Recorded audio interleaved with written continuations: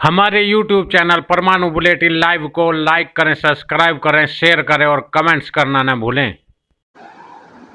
आपको मालूम होगा कि उत्तर प्रदेश सरकार ने प्राइमरी पाठशालाएं मर्ज करने के आदेश जारी किए हैं, जिन आदेशों के तहत कई स्कूल मर्ज भी कर दिए गए हैं। प्राइमरी पाठशालाएं बंद होने का दूरगामी परिणाम क्या होगा, ये बताने के लिए आज हमारे साथ हैं युवा बेरोजगार कामगार सेवा समिति के राष्ट्रीय अध्यक्ष माननीय अनिल कुमार विश्वकर्मा जी।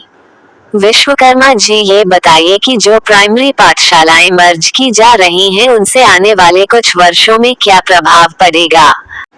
हमारी वीडियो को लास्ट तक देखें, तभी आपको समझ आएगा कि प्राइमरी पाठशालाएं मर्ज करने के दूरगामी परिणाम क्या होंगे। जी हाँ, प्राइमरी पाठशाला बंद करने का मतलब बेरोजगारी बढ़ाना है, अशिक्षा बढ़ाना है, लोगों को अनपढ़ रखना है। दोस्तों, जैसे कि आप जानते हैं कि अभी सरकारी आदेश हुए उत्तर प्रदेश में कि प्राइमरी पाठशालाएं बंद की जा रही हैं, यानी मर्ज की जा रही हैं, यानी मर्ज के नाम पर बंद की जा रही हैं।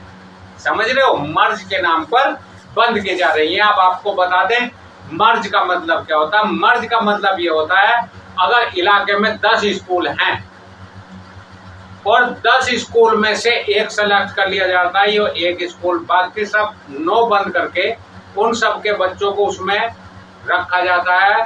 टीचर वहां पर काम करते हैं और जितने टीचर 9 स्कूलों से आए हैं उनमें से कुछ ही टीचर रखे जाएंगे, बाकी सब टीचरों को निकाल दिया जाएगा, यानी बेरोजगार कर दिया जाएगा। बेरोजगार क्यों करा जाएगा, बता देता हूं दोस्तों। एक स्कूल जिसमें बच्चा जा रहा है, एक प्राइमरी पाठशाला सरकारी जिसमें हमारा बच्चा जा रहा है, मतलब हमारा नहीं जा रहा, लेकिन मैं एक उदाहरण देकर बताता हूं आपको कि मान लिया हमारा बच्चा किसी सरकारी स्कूल में पढ़ रहा है, मान लो इस बार, तो प्राइमरी पाठशाला में पढ़ रहा है और वो प्राइमरी पाठशाला मर्ज की जा रही है। अभी तो वो प्राइमरी पाठशाला हमारे गांव में ही है, 200 से 300 मीटर के अंदर में, 500 मीटर लगा लो अंदर में है। लेकिन जब वो प्राइमरी पाठशाला वहां से बंद करके मर्ज की जाएगी दूसरे गांव में, पता चलता है दूसरा गांव हमारे गांव से 5 किलोमीटर दूर है। तो आप हमें ये बताइए कि हमारे छोटे छोटे बच्चे जो प्राइमरी पाठशाला में कक्षा 2 में, कक्षा 3 में पढ़ रहे हैं, वो 5 किलोमीटर दूर कैसे जाएंगे, आप बताइए। अभिभावकों को समय नहीं है क्योंकि सुबह ही मजदूरी पर निकल जाना होता है। अब आप बताएं कैसे जाएंगे, नहीं जाएंगे ना। नहीं जाएंगे का मतलब ये होता है, अगर कोई सारे स्कूल बंद किए गए हैं 9 और एक स्कूल में मर्ज किया गया 10वें में, तो 9 में से जितने बच्चे आएंगे उनमें से गिने चुने बच्चे ही केवल उसमें रुकेंगे, बाकी सब अपने घर बैठ जाएंगे, क्योंकि इतनी दूर ले जाने का किसी के पास समय नहीं है। बच्चा, छोटा बच्चा अकेला 5 किलोमीटर जा नहीं सकता। इसी वजह से दोस्तों बच्चे अशिक्षित रह जाएंगे, बच्चों की शिक्षाएं खत्म हो जाएंगी, बंद हो जाएंगी। अब अगर बच्चे मान लेते हैं, बताया जाता है, जैसा कहा गया है कि 50 बच्चों से कम वाले स्कूल बंद किए जाएंगे, फिर कुछ बढ़ाया गया है इसको, लेकिन हम 50 बच्चे मान लेते हैं एक स्कूल में, 50 बच्चे एक स्कूल में और 9 स्कूल बंद किए जाते हैं, तो 9 स्कूल में 50 बच्चे यानी 450 बच्चे हो जाते हैं। अब 450 बच्चों में उस 10वें स्कूल में जो बच्चे जाते हैं उनमें से केवल 50 बच्चे ही वहां पहुंचते हैं। 50 बच्चों के अभिभावक जो है कहते हैं चलो हम किसी तरह इन्हें छोड़ाएंगे, बाकी के अभिभावकों को समय नहीं है तो वे बच्चे वहां तक नहीं पहुंचेंगे और वो बेरोजगार हो जाएंगे। 400 बच्चे अनपढ़ रह जाएंगे दोस्तों, अनपढ़, समझ रहे। और अनपढ़ का मतलब आप जानते हैं, अनपढ़ का मतलब आप समझते हैं। खैर वो विषय बाद का है, हम बाद में उस पर भी चर्चा करेंगे, उसके लिए भी अलग से वीडियो बनाएंगे। लेकिन अब हम आपको बता देते हैं 50 बच्चे वहां रुकेंगे, 400 बच्चे अपने घर बैठ जाएंगे, वो पढ़ाई बंद कर देंगे। और अगर ऐसा होता है तो जितने टीचर वहां से, यानी 18 टीचर जो उस स्कूल में आए हैं, उनमें से केवल कितने 2 या 3 टीचरों को छोड़कर बाकी सब की नौकरी चली जाएगी।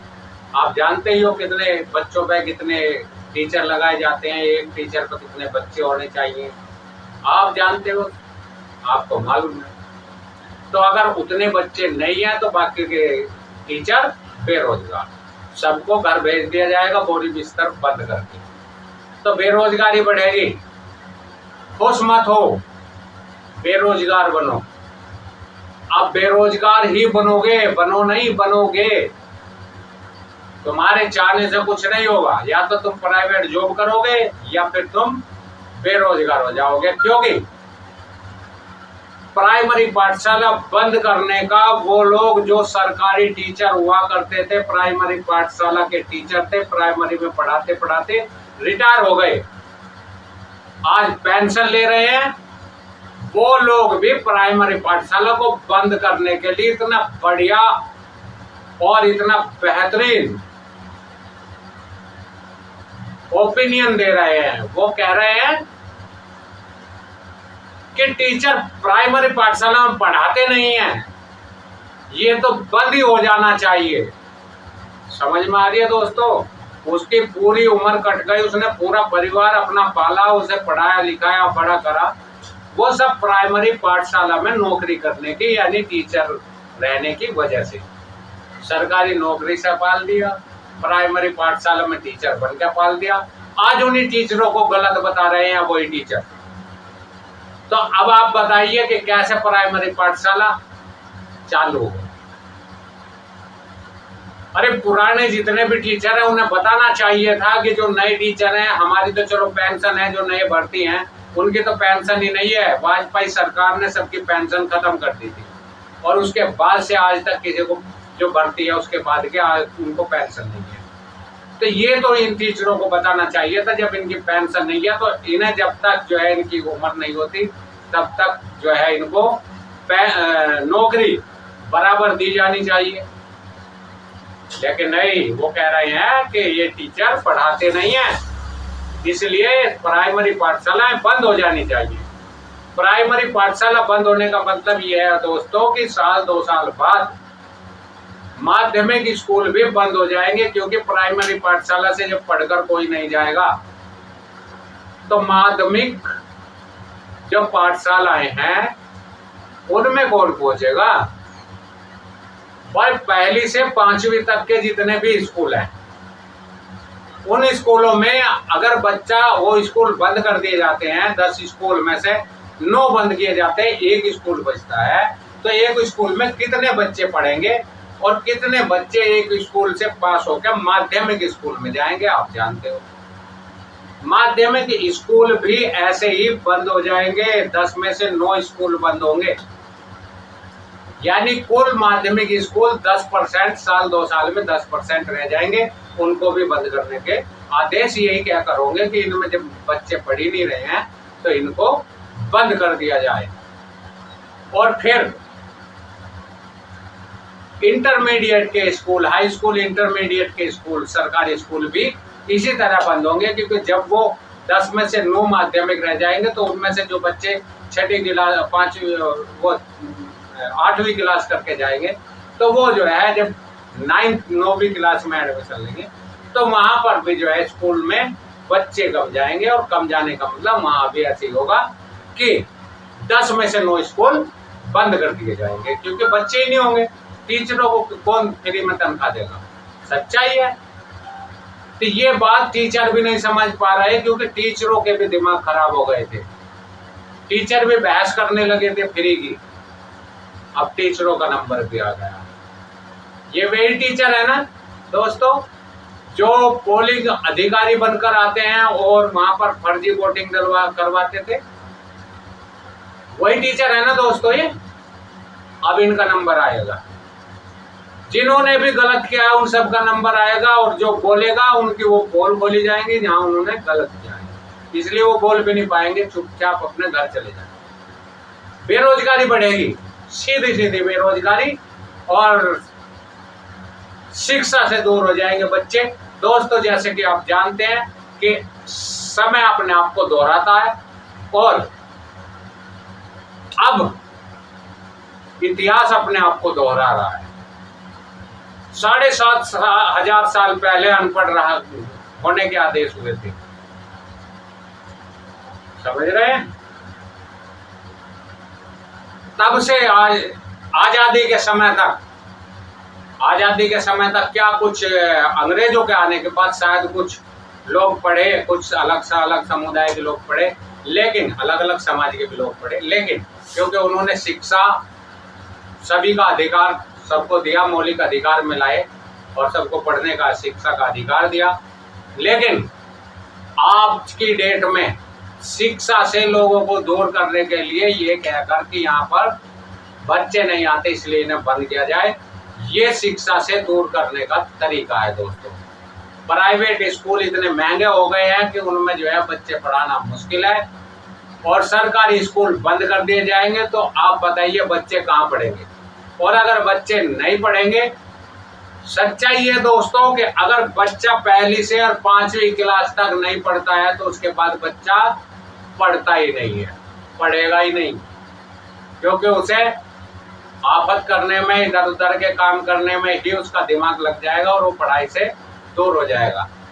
और यही कारण है चीजों को दूर किया जा रहा है, ये बताया जा रहा है, क्योंकि अभिभावकों को तो कहा जाएगा तुम बच्चों को पढ़ाओ, लेकिन आप बताइए कि 10 साल का बच्चा क्या पहली क्लास में जाएगा? नहीं जाएगा दोस्तों, बिल्कुल नहीं जाएगा, किसी कीमत में वो स्कूल नहीं जाएगा, क्योंकि उसे स्कूल में जाने में बेइज्जती महसूस होगी। उससे छोटे बच्चे उससे बड़ी क्लास में होंगे, उससे बहुत छोटे बच्चे उसकी अपनी क्लास में होंगे और वो उसे चिढ़ाएंगे, इसलिए वो स्कूल नहीं जाएगा, तो वो अनपढ़ रह जाएगा। यानी अगर ये कहे हम कि इस भारत की 100% में से 90% आबादी अनपढ़ रह जाएगी, तो इसमें कोई दो राय नहीं है। और ये अनपढ़ रहने की वजह से बेरोजगारी तो बढ़नी, आप जानते हैं, पढ़े लिखों को रोजगार नहीं मिल रहे हैं तो अनपढ़ को कहाँ से मिलेंगे? पढ़े लिखे रोजगार मांगते हैं, उन पर लठ बरसाए जा रहे हैं, आप सब जानते हैं जो हो रहा है ये देश में, सब जानते हैं। बेरोजगारी चरम पर है, ये भी सब जानते हैं।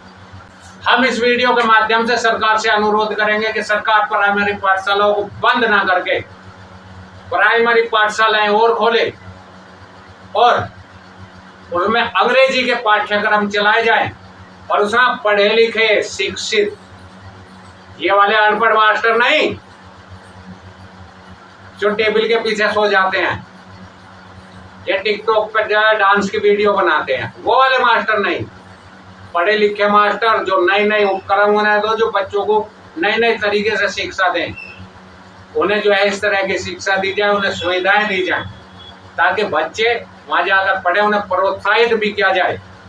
लेकिन ये होना चाहिए, ये सरकार से हम अनुरोध करते हैं ताकि बच्चे पढ़े लिखे हो, 100 के 100% साक्षरता दर हो। इस यूपी के अंदर, यूपी में कितनी साक्षरता दर है आज तक किसी ने नहीं बताया, सरकारी बता दे हमें, चलो हम मान लेंगे कितनी सी साक्षरता दर है और कितने % यहाँ सरकारी नौकरी है, कितने % प्राइवेट नौकरियां हैं, कितने बेरोजगार घूम रहे हैं, कोई नहीं बता पाएगा दोस्तों, ना पता है ना कोई गिनता है।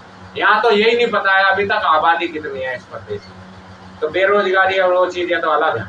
लेकिन स्कूल बंद नहीं करने चाहिए, स्कूल से मास्टर बेरोजगार होंगे, बेरोजगारी और बढ़ेगी और गरीबी बढ़ेगी। अभी तो 81 करोड़ लोगों को प्रधानमंत्री जी कह रहे हैं फ्री करो राशन दे रहे हैं, फिर मुझे लगता है 100 करोड़ लोगों को फ्री का राशन देना पड़ेगा। इसलिए एक बार फिर हम हाथ जोड़कर सरकार से अनुरोध करते हैं कि प्राइमरी पाठशालाएं नहीं खोली जाए, बंद ना की जाए। नमस्कार। जिन भाइयों ने हमारे YouTube चैनल परमाणु बुलेटिन लाइव सब्सक्राइब नहीं किया वो सब्सक्राइब कर ले, हमारी वीडियो को ज़्यादा से ज़्यादा शेयर करें, लाइक करें और कमेंट्स करना न भूलें दोस्तों। और जो भाई हमसे संपर्क करना चाहते हैं वो हमारे 8535096918 नंबर मोबाइल नंबर पर कॉल कर सकते हैं। आप इस नंबर पर हमें अपनी समस्या भी बता सकते हैं।